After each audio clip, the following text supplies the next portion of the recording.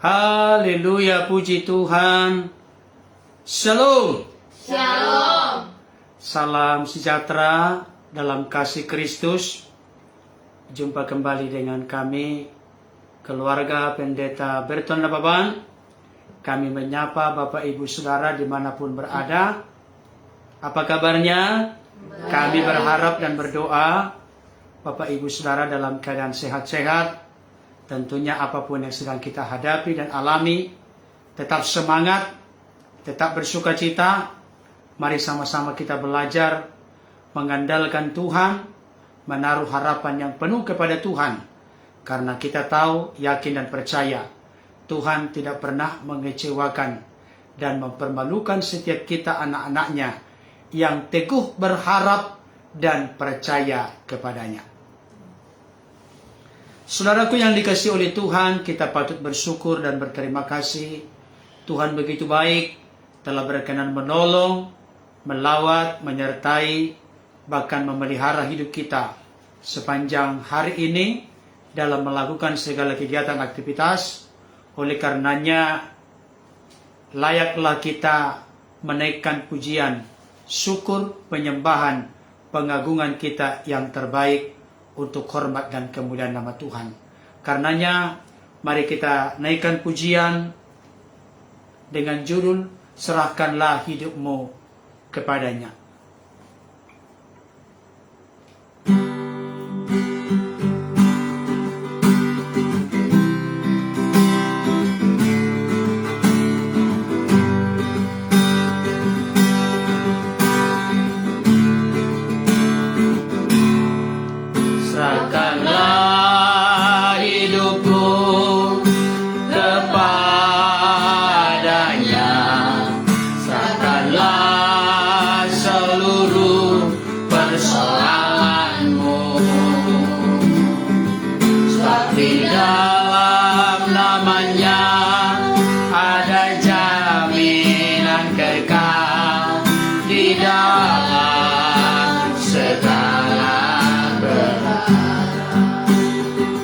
Mari katakan sekali lagi. Serahkanlah hidupmu kepadanya, serahkanlah seluruh persoalanmu, sebab di dalam namanya ada jaminan kekal. Di dalam segala perkara, berseru pada Yesus, berserah pada Yesus, percayalah Dia sanggup menolongmu. Berseru pada Yesus, berserah Dia akan memberi kedamaian abadi. Berseru pada Yesus, berserah pada Yesus, percayalah Dia sanggup menolongmu. Berseru pada Yesus, berserah Dia akan memberi kedamaian abadi. Dia akan memberi kedamaian abadi. Dia akan memberi kedamaian abadi.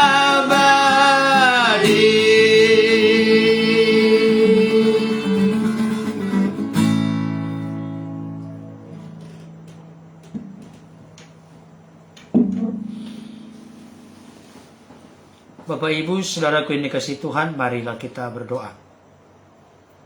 Segala puji, hormat, syukur, kemuliaan kami naikkan kepadamu Bapa di surga. Allah kami yang baik, yang telah berkenan menuntun memimpin hidup kami sampai pada saat ini. Kami bersyukur untuk segala berkat-berkat jasmani rohani yang Tuhan nyatakan limpahkan dalam hidup kami. Kami telah memuji, menyembah, memuliakan Engkau. Terimalah itu menjadi dupa yang harum di hadirat-Mu, bahkan menguatkan, meneguhkan, menyegarkan kami.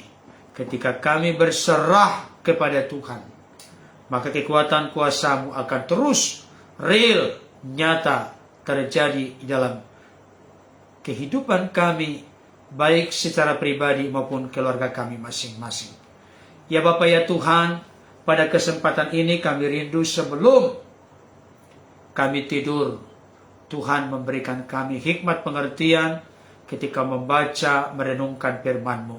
Roh Kudus berkaryalah memberikan kepada kami hikmat sehingga mampu menangkap isi hati, pesan, dan maksud Tuhan untuk kami aplikasikan, lakukan dalam hidup kami. Bersabda berfirmanlah Tuhan, kami siap untuk menyaksikan dan mendengarkannya. Di dalam nama Tuhan Yesus kami berdoa. Amin. Amin. Amin. Puji Tuhan. Pada kesempatan ini saya mengajak Bapak Ibu Saudara untuk membuka Alkitab dari Lukas 22 ayat 39 sampai 46. Sebenarnya peristiwa ini baru kita lewati dalam peringatannya. Tetapi ada kebenaran atau mutiara penting yang ingin kami sampaikan baik kepada kami sebagai keluarga maupun kepada Bapak Ibu Saudara. Dengan satu topik tema hidup yang berserah. Hidup yang berserah.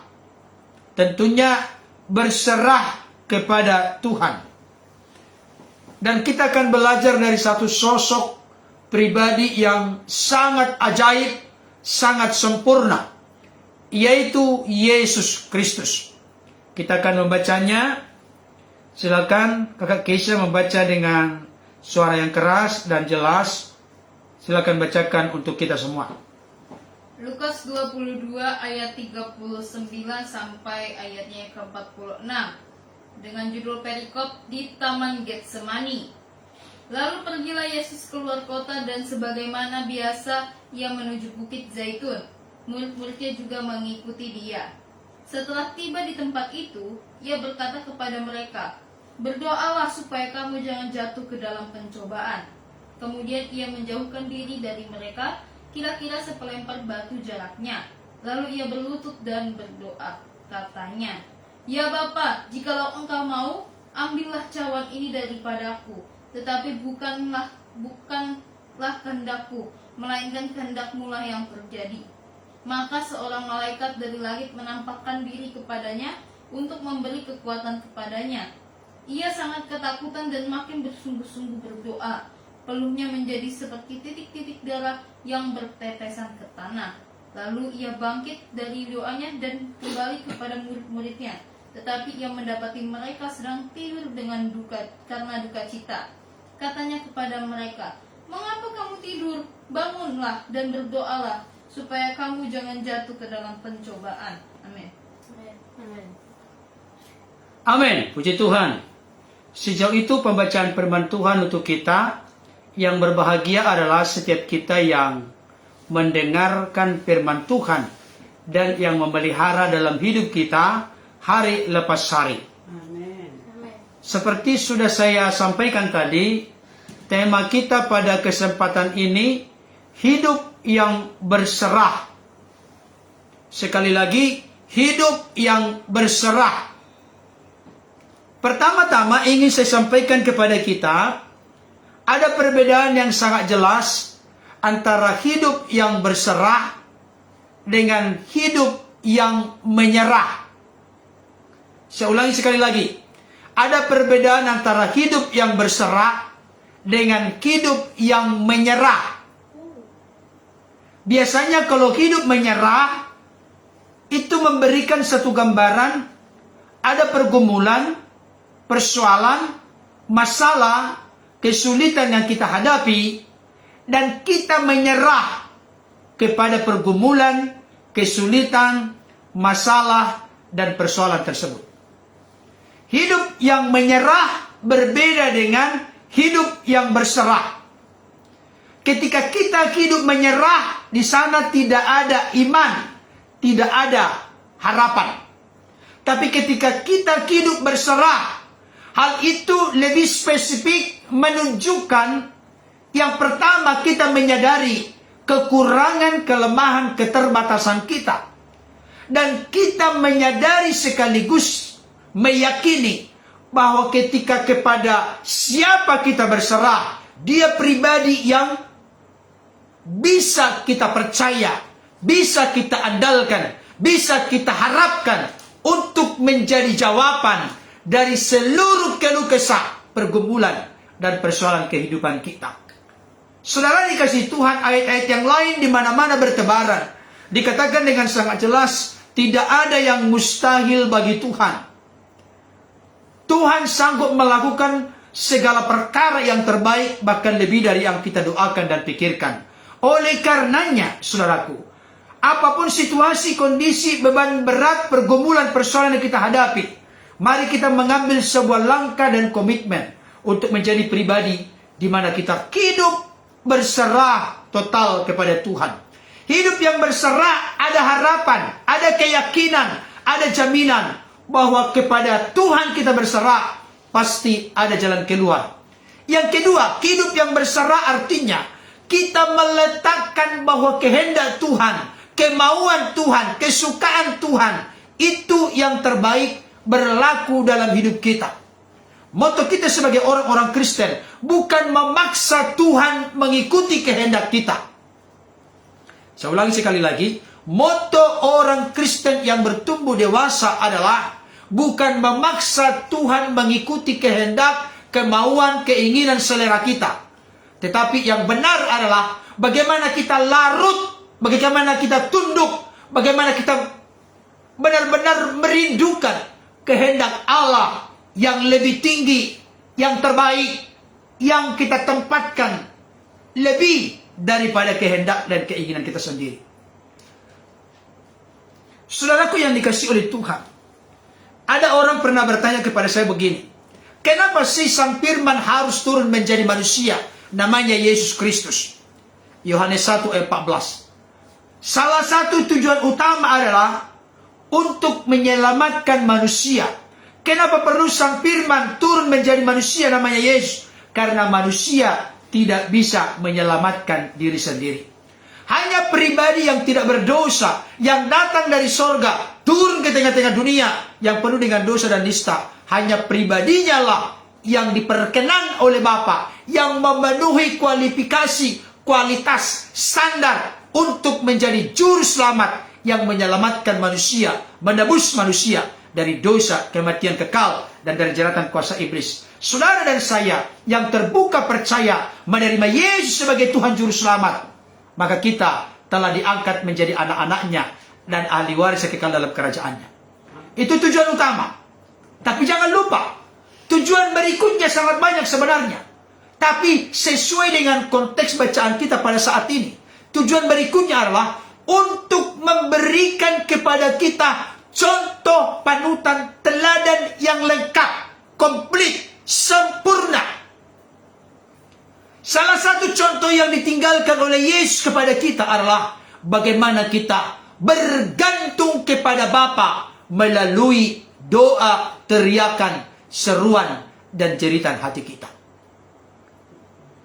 Saudara yang dikasihi Tuhan, kita tahu bersama peristiwa di Taman Getsemani adalah peristiwa saat-saat terakhir di mana Yesus bersama dengan murid-muridnya, terlebih khusus yang lebih jauh di bawah ke taman bagian dalam, Petrus, Yakobus, Yohanes, yang mana ini merupakan tim yang paling menonjol dan paling dekat dengan Yesus selain daripada ke-8 murid yang lain. Kenapa saya katakan 8 tambah 3 11? Karena Yudas Iskariot, peristiwa di Taman Getsemani tidak ada lagi. Karena Yudas Iskariot telah memisahkan diri dari Yesus dan para murid.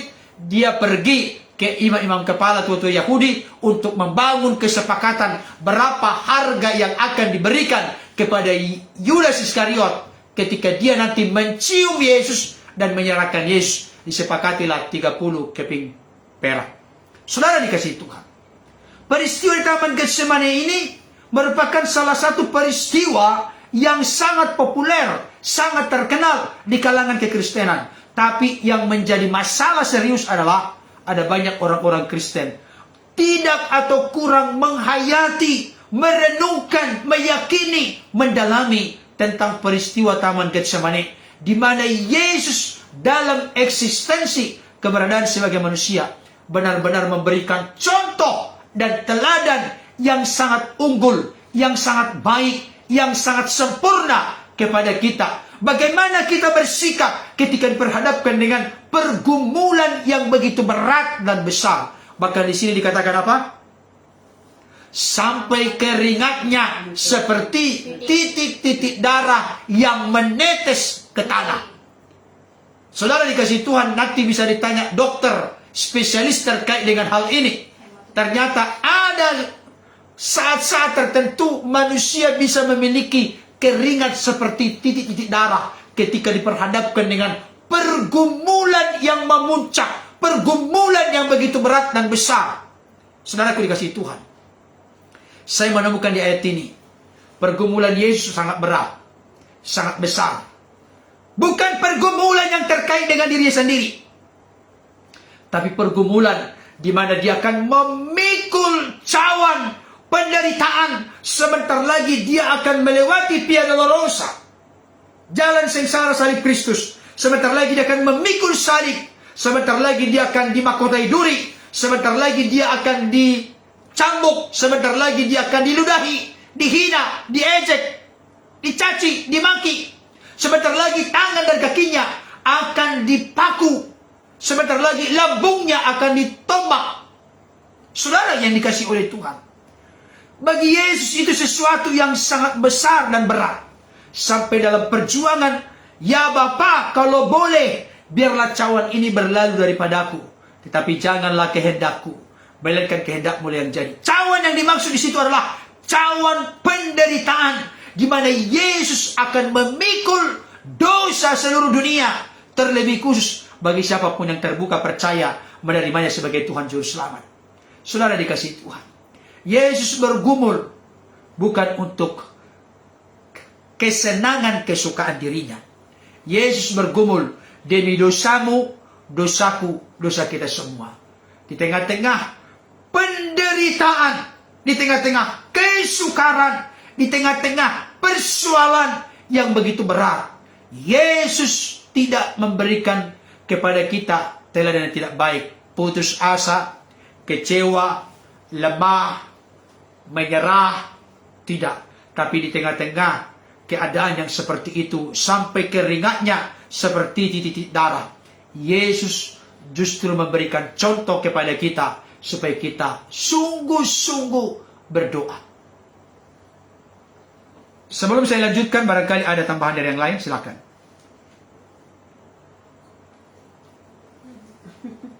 Ya, kalau aku sih yang tadi, ketika kita sangat takut, ketika kita menghadapi kehidupan ini, apapun masalah hidup kita, kita bersungguh-sungguh menghadap Tuhan gitu. Kita berdoa. Terus untuk yang tadi Poppy bilang titik-titik darah, itu yang aku baca ya, kalau dari segi penelitian dokter, kan Lukas ini dokter ya, tabib ya. Nah, ini sebenarnya hematlohidrosis gitu loh, dimana keadaan seseorang itu benar-benar stres gitu loh. Pernahkah kita merasakan stres yang sangat berlebih, sangat-sangat parah? Nah, ketika stres itu menghasilkan gimana ya, pembuluh darahnya pecah itu sebenarnya, akhirnya keluarlah darah gitu lah sebenarnya yang terjadi oleh Yesus ini gitu loh. Makanya di sini aku, tapi Yesus bukan stres kan? ya bukan stres, tapi lebih tepatnya kayak takut lah ini, keadaan takut tingkat tinggi nih, udah paling tinggi banget lah gitu. Nah, tapi yang bisa kita dapatkan sih, Tuhan Yesus aja yang udah mau menghadapi hal yang sangat-sangat rumit, lebih rumit daripada masalah hidup kita aja, tetap berdoa. Apakah dan itu demi kita? Iya, dan itu demi kita gitu. Sedangkan kita yang diperjuangkan, apakah kita berdoa untuk hidup kita sendiri gitu loh? Apakah kita berserah penuh ke dalam tangan Tuhan? Itu yang perlu kita pelajari sih menurutku. Jadi apapun yang kita hadapi, apapun masalah hidup kita, nggak seberat Tuhan sebenarnya sih. Kalau boleh jujur Maya. Bukannya boleh jujur, udah pasti memang. Iyalah pasti. Tapi kita harus tetap memikul salib dan berserah penuh ke tangan Tuhan gitu. Amin. Ayo yang lain. Amin. Lanjut. Perfect. Oke, saya akan menyoroti sedikit Bapak Ibu Saudara. Ayat ini sering dipakai oleh orang-orang berkeyakinan lain, menunjukkan masa katanya Yesus itu Tuhan, tapi kok malaikat memberikan kekuatan kepadanya. Ah, ini kan. Aha, iya benar. Kok malaikat memberikan kekuatan kepada Yesus? Berarti malaikat lebih hebat, lebih kuat dong dari Yesus. Saudara dikasih Tuhan, saya untuk menjawab hal ini, yang kedua, kok Yesus katanya Tuhan tapi kok ketakutan? Ah, iya benar. Iya kan? Ada orang bertanya begitu, kok malaikat memberikan kekuatan kepada Tuhan? Kok Yesus katanya Tuhan tapi ketakutan? Bagaimana orang yang ketakutan memberikan kekuatan, keberanian, padahal dia sendiri takut? Nah gitu. Saudara yang dikasih oleh Tuhan, untuk menjawab pertanyaan seperti ini, dan saya berharap Bapak Ibu Saudara jangan sampai tidak paham dengan hal ini. Apa itu? Dalam konteks mengerti mengenal Yesus, saya sering berkata dan para pakar teologi sering berkata, bertitik tolak tentunya dari data dan fakta Alkitab. Yesus itu memiliki dua natur, natur kemanusiaan dan natur keilahian. Kita tidak boleh menilai Yesus sebagai bukan ilahi dari natur kemanusiaannya. Sebaliknya juga demikian. Saudara dikasih Tuhan, yang mengalami ketakutan di sini adalah roh, jiwa, tubuh Yesus yang dilahirkan oleh Bunda Maria dalam eksistensi keberadaan sebagai manusia.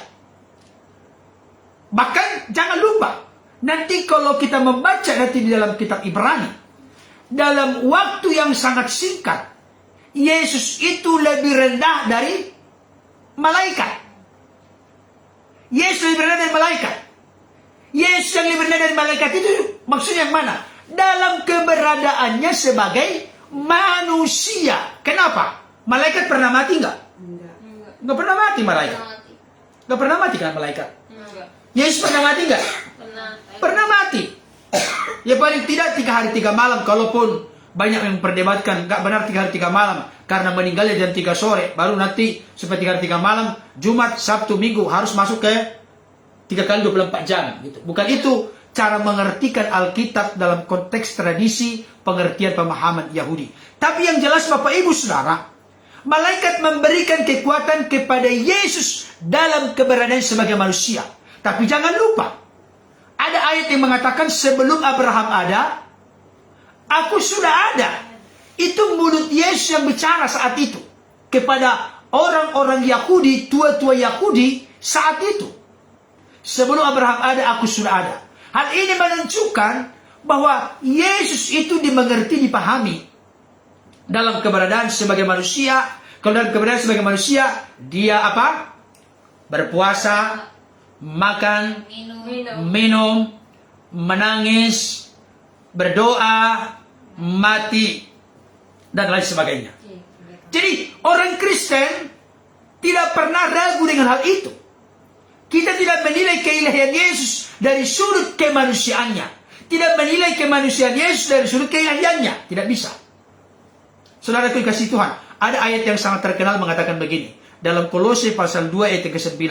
Di dalam dialah, maksudnya di dalam Yesuslah secara jasmania diam seluruh kepenuhan keallahan. Ada di situ secara jasmania, berarti dalam eksistensi sebagai manusia, tubuh jasmani, diam seluruh kepenuhan keallahan. Ini menunjukkan dui natur Kristus, ada keilahian dan kemanusiaan. Jadi kalau Bapak Ibu Saudara nanti ditanya, sampai ada seorang artis tadinya dia Kristen mengasihi Yesus, sekarang sudah beralih ke agama lain. Kenapa dia beralih ke agama lain? Karena dia pernah menanyakan, suster ya, dia tanyakan suster. Megawati. Dia tanyakan suster, dan pertanyaannya adalah, suster, kok Yesus itu disebut Tuhan, tapi di kayu salib dia berdoa, Eloi, Eloi, lama sabachthani, Allahku, Allahku, mengapa engkau meninggalkan aku? Kalau Yesus itu Tuhan, kok manggil lagi Allahku, Allahku?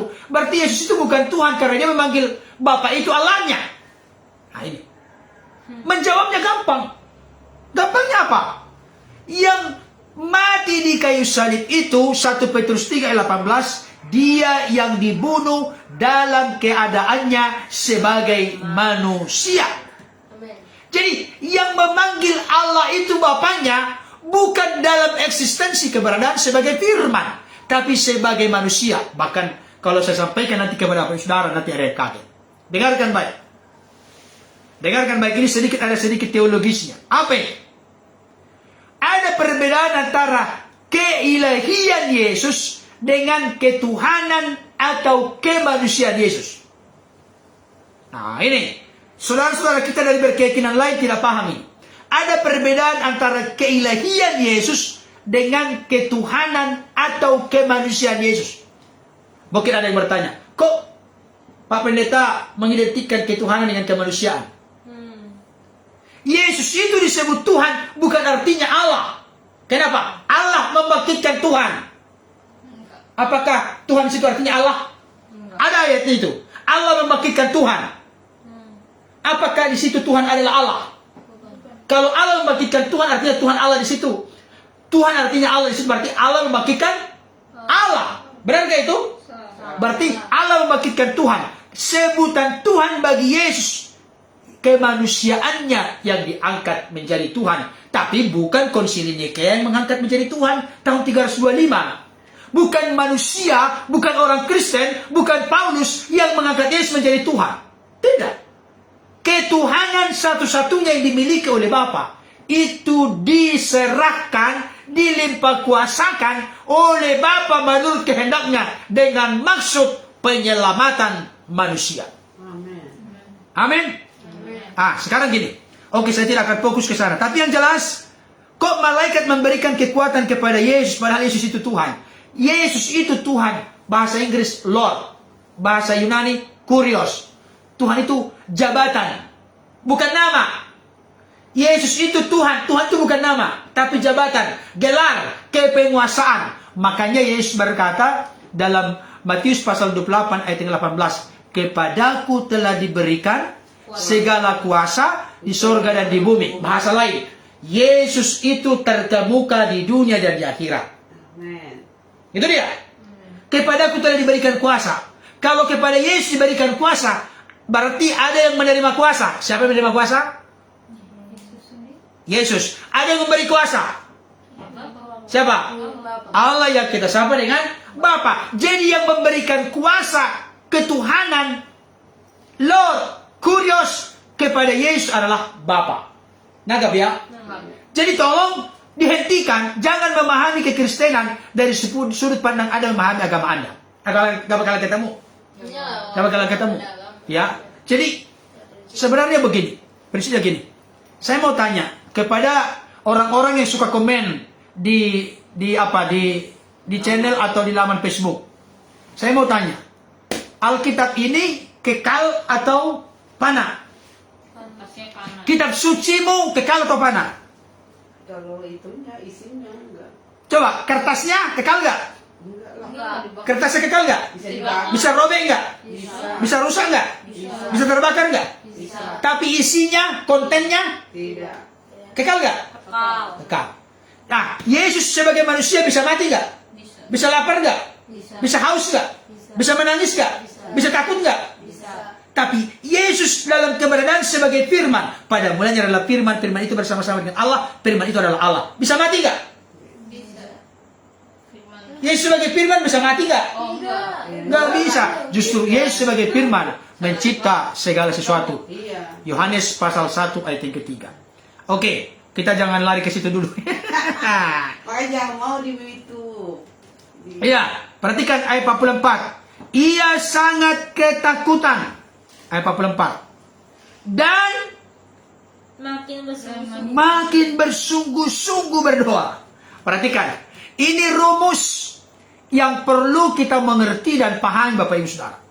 Dan dalam menghadapi pergumulan yang begitu berat dan besar, ketika kita dalam keadaan ketakutan, maka yang kita lakukan adalah makin bersungguh-sungguh berdoa.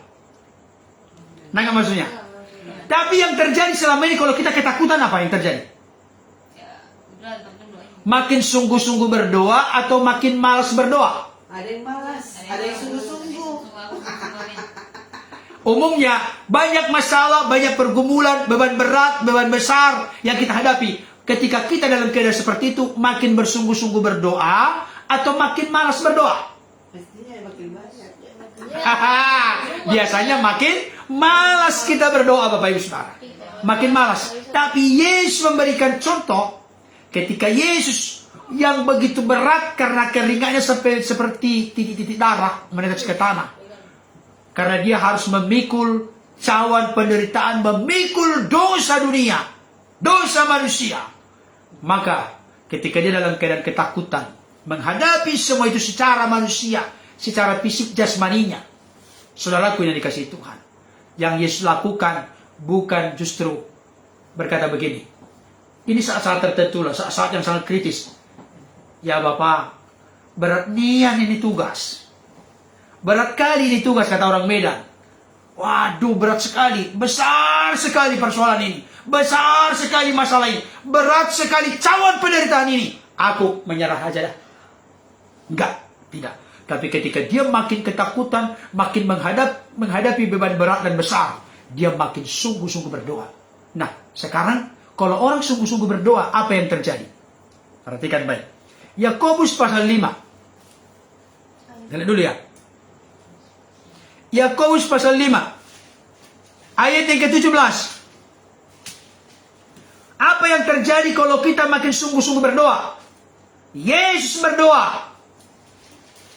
Dia berserah kepada kehendak Bapa. Dia meletakkan kehendak Bapa lebih tinggi daripada kehendaknya sendiri. Dan dia tunduk, patuh, taat mengikuti kehendak Bapa yang terbaik dalam hidupnya. Tetapi di tengah-tengah diperhadapkan dengan persoalan cawan penderitaan yang begitu berat dan besar, Yesus makin sungguh-sungguh berdoa. Ayat 17. Yakobus 5 ayat 17 kita baca sama-sama 2 ya. Elia adalah manusia biasa, sama seperti kita. Dan ia telah bersungguh-sungguh berdoa supaya hujan jangan turun, dan hujan pun tidak turun di bumi selama 3 tahun dan 6 bulan. Ayat 18. Lalu ia berdoa pula, dan langit menurunkan hujan, dan bumi pun mengeluarkan buahnya. Perhatikan baik. Elia adalah manusia biasa. Pendeta Berton adalah manusia biasa. Istri saya, anak-anak saya, putra-putri saya manusia biasa. Bapak ibu saudara semua manusia biasa. Tetapi di tengah-tengah kita manusia biasa, ketika kita bersungguh-sungguh berdoa. Di sini dikatakan ketika Elia sungguh-sungguh berdoa, maka hujan pun tidak turun 3,5 tahun. Dan dia sungguh-sungguh kembali berdoa, maka hujan pun turun. Dan apa dikatakan di sini? Bumi pun mengeluarkan buahnya. Saudara dikasih Tuhan. Mari, salah satu ciri orang yang benar-benar berserah atau hidup berserah kepada Tuhan. Yang pertama, di tengah-tengah kesukaran dan kesulitan tetap punya harapan.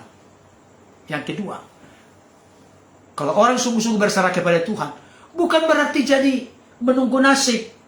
Ya udahlah, mau mati aja lah. Bukan, itu bukan berserah, itu menyerah. Seseorang yang berserah makin sungguh-sungguh, makin getol. Orang Medan bilang lam jugul martangiang. Coba sebutkan sama-sama.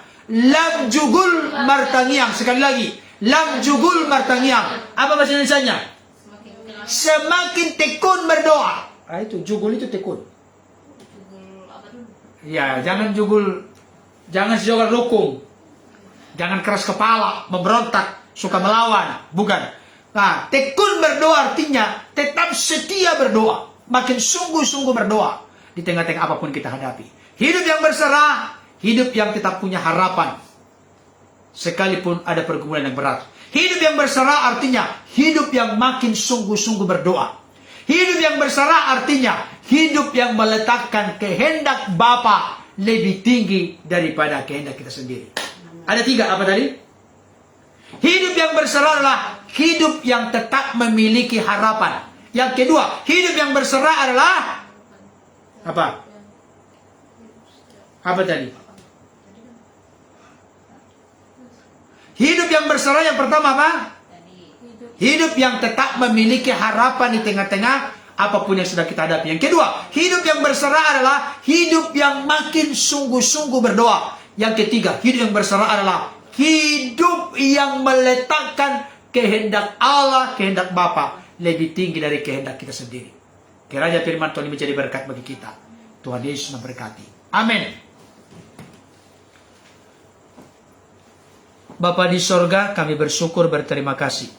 Pada saat ini Tuhan berikan kami waktu kesempatan untuk belajar kebenaran firman-Mu, memuji, menyembah, memuliakan Engkau.